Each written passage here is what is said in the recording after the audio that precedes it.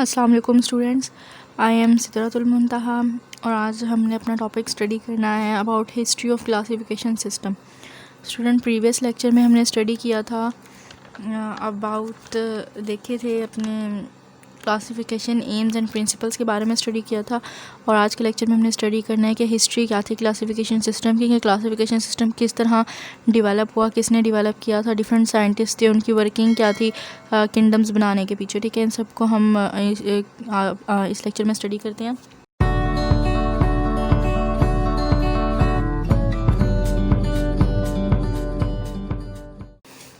सबसे पहले हम देखते हैं कि क्लासिफिकेशन सिस्टम को ईजाद किसने किया था या इसका आगाज़ कहाँ से हुआ था। स्टूडेंट, एक ग्रीक फ़िलासफ़र थे एरिस्टोटल, इन्होंने क्लासिफिकेशन सिस्टम बनाने का आगाज़ किया था। जो ऑर्गेनिज़म्स थे इन्होंने क्लासीफाई किया था ऑर्गेनिज़म्स को इंटू ग्रुप्स एंड सब ग्रुप्स के अंदर। इन्होंने तमाम जो एरिस्टोटल थे इन्होंने जितने भी लिविंग ऑर्गेनिज़म थे इन तमाम को टू ग्रुप्स के अंदर डिवाइड किया था। एक Plantae and second is the animalia. उसके बाद इन 1700 के अंदर अबू उस्मान आए थे जिन्होंने डिस्क्राइब की थी करेक्टरिस्टिक्स 350 स्पीशीज़ की करेक्टरिस्टिक्स बताई थी अपनी बुक के अंदर। और इन्होंने ज़्यादातर आंट्स चूंटियों के बारे में स्टडी की थी, इन्होंने अपने बुक के अंदर चूंटियों के मतलब लिखा था।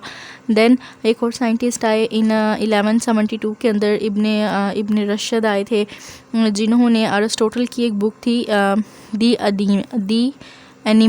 दी एनिमा को जो है ट्रांसलेट किया था अरबिक के अंदर। और दी एनिमा का मतलब होता है on the soul mean the anima को अरबिक के अंदर ट्रांसलेट किया था। ये बुक किनकी थी? अरिस्टोटल की थी।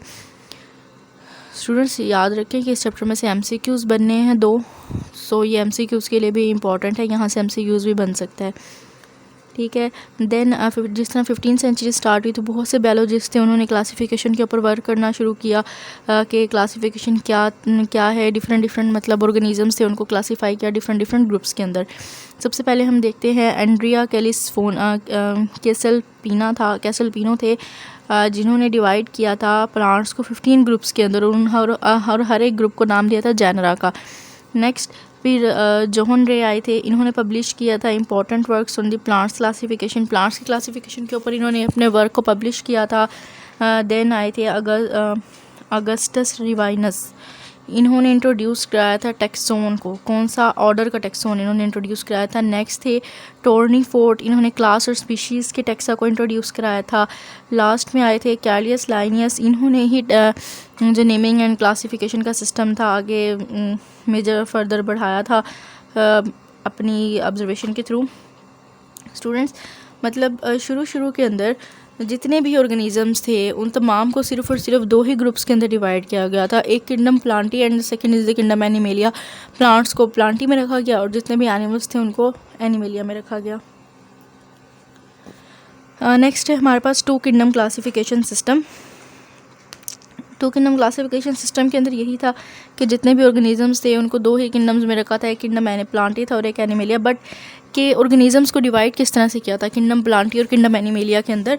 साइंटिस्ट ने कहा था कि वो ऑर्गेनिजम्स जो कि अपनी खुराक खुद तैयार कर सकते हैं सिंपल इनऑर्गेनिक मटेरियल से और एनर्जी भी स्टोर कर सकते हैं, वो ऑटोट्रॉप्स हैं और उनको हमने किंगडम प्लांटी के अंदर रखना है। क्योंकि स्टूडेंट्स जो प्लांट्स होते हैं ना वो ऑटोट्रॉप्स होते हैं। और ऑटोट्रॉप्स के उनसे होते हैं कि वो एनिमल्स जो कि अपनी खुराक को खुद तैयार करते हैं, किसी और के ऊपर डिपेंड नहीं करते, वो ऑटोट्रॉप्स होते हैं। और प्लांट्स जो हैं वो गुड ऑटोट्रॉप्स होते हैं। सो इससे लिहाज से कि वो ऑर्गेनिजम्स जो कि अपनी खुराक को खुद तैयार करेंगे from the simple inorganic material से, तो इन्होंने इसको जो है ना किंगडम प्लांटी के अंदर रखा था।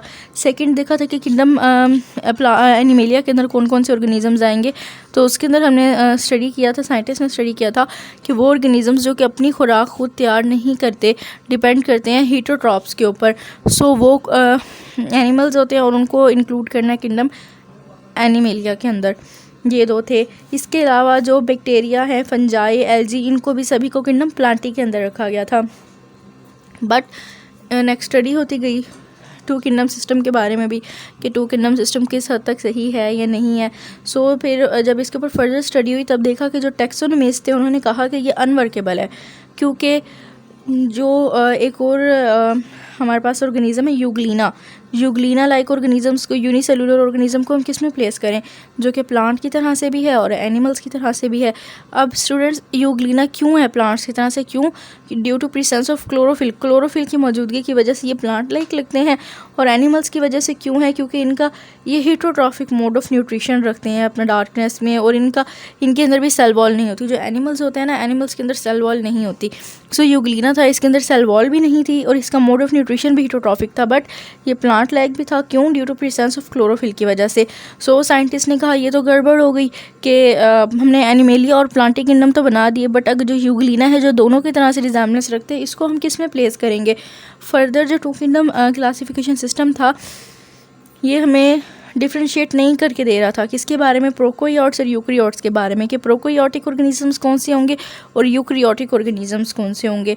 ठीक है स्टूडेंट, अब हमें पता है कि प्रोकैरियोट्स और यूकैरियोट्स क्या होते हैं। प्रोकैरियोट्स वो ऑर्गेनिज्म होते हैं जो कि वेल डिफाइंड न्यूक्लियस नहीं रखते, जबकि यूकैरियोट्स वो ऑर्गेनिजम्स होते हैं जो कि अपना वेल डिफाइंड ऑर्गेनिज्म न्यूक्लियस रखते हैं। ठीक है स्टूडेंट्स, नेक्स्ट हम देखते हैं three kingdom classification system. Three kingdom classification system जो है इन 1866 के अंदर अर्नेस्ट हैकल जो था उसने प्रपोज किया था third kingdom classification system. But इसने क्या किया था जो यूग्लिना, अर्नेस्ट हैकल ने क्या किया था, उसकी वर्किंग क्या थी कि इसने जो यूग्लिना लाइक ऑर्गेनिजम्स थे इसको थ्री किंगडम क्लासिफिकेशन सिस्टम के अंदर जो है वो प्लेस किया था। बट अभी भी जो है डिफ्रेंशिएट क्लियर नहीं हो रहा था अबाउट प्रोकैरियोट्स और यूकैरियोट्स के बारे में, कि इसको प्रोकैरियोट्स और यूकैरियोट्स के जो ऑर्गेनिजम्स हैं उनको कहाँ पे रखा जाए। लेकिन एक और भी था कि जो अर्नेस्ट हैकल थे इन्होंने एक और भी चेंजिंग की थी क्लासिफिकेशन सिस्टम के अंदर, दैट इज़ कि इन्होंने बैक्टीरिया जो कि पहले किंगडम प्लांटी के अंदर था, बट इन्होंने किंगडम बैक्टीरिया को किंगडम प्रोटिस्टा के अंदर इंक्लूड कर लिया था, और फंजाई जो था वो अभी भी किंगडम प्लांटी के अंदर मौजूद था। ठीक है, लेकिन जो फंजाई है, अब जो साइंटिस्ट थे वो फंजाई की पोजीशन की वजह से बहुत ज़्यादा डिस्टर्ब थे, उसकी वजह से डिसएग्री थे कि इसको किंगडम प्लांटी के अंदर क्यों रखा गया है आखिर। क्योंकि जो फंजाई होता है वो ऑटोट्रॉप्स तो नहीं होते ना, फंजाई हीटरोट्रॉप्स होते हैं, बट ये जो होते हैं अपने फूड को लेते हैं, इनटेक करते हैं थ्रू अब्जॉर्प्शन के थ्रू इनटेक करते हैं, और ये सेलुलोज भी नहीं रखते अपनी सेल वॉल्स के अंदर, और ये इनकी जो सेल वॉल्स होती हैं वो किटाइन से मिलकर बनती हैं। मीन टू से दैट जो फंजाई होते हैं ना, उनकी जो हर चीज़ होती है वो डिफरेंट होती है फ्रॉम प्लांट्स से, तो वो प्लांट्स की पोजीशन की वजह से भी डिसएग्री थे कि उसको किंगडम प्लांटी में नहीं रखना है। ठीक है, तो जिस तरह second kingdom two kingdom classification system था, उसके बाद third kingdom classification system promote हुआ, देन फिर फाइव किंगडम क्लासिफिकेशन सिस्टम भी आया जिसके अंदर और ज़्यादा चेंजेस हुई और वो और ज़्यादा जो था वो बेहतर हो गया था थर्ड किंगडम क्लासिफिकेशन सिस्टम से। आज का हमने बस इतना ही पढ़ना था students till three kingdom classification system तक। नेक्स्ट हम कंटिन्यू करेंगे with the five kingdom classification system.